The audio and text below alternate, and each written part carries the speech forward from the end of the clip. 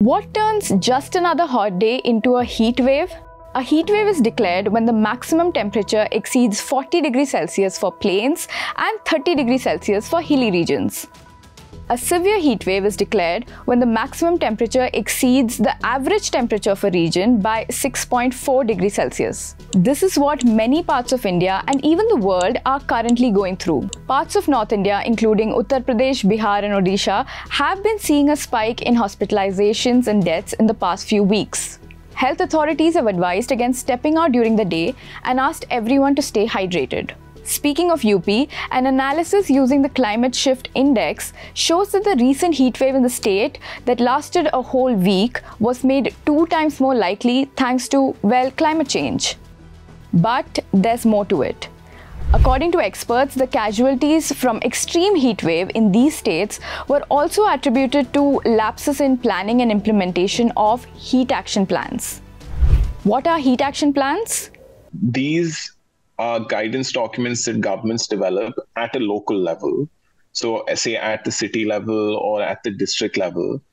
And they'll try and determine what the temperature threshold is for the heat wave, and then a set of measures to prevent the loss of life. So they'll have an information dissemination system where they'll declare a heat wave and tell people this is a heat wave, this is the color of alert, so it's a yellow alert, red alert. It'll encourage people to take a set of precautionary measures that allow them to save their lives.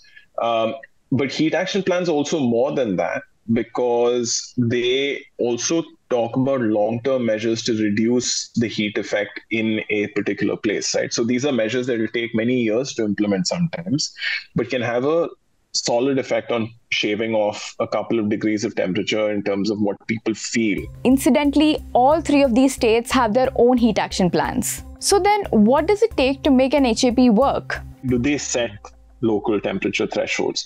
Do they talk about humid heat or warm nights and all the other things that matter beyond just the absolute dry temperature? Do they have vulnerability assessments where they actually look at their city or their town and figure that the most vulnerable people to heat are here, in the sense that these are the people who are most exposed, for example, such as, migrant construction workers or gig workers who are, on their motorbikes all day, or traffic cops, or people who are inherently vulnerable because of how their bodies are. So elderly people, pregnant women, folks like that. Even something like how much agency does a construction worker have in not putting themselves in extreme heat between 12 and 4, which is what a lot of heat action plans recommend.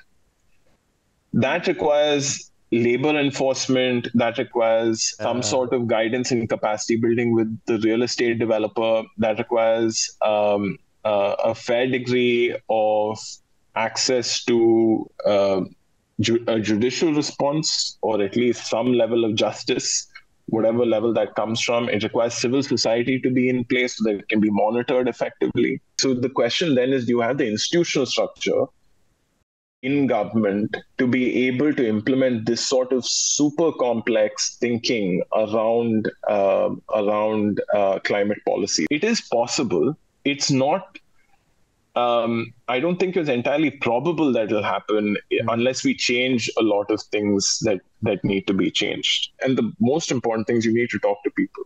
You need to talk to people who are supposed to benefit from these heat action plans. Do they know a heat action plan exists? Has it been beneficial? Do they have access to all the services that the heat action plan is putting out, especially the emergency services? Do they know what to do when a heat wave has been declared?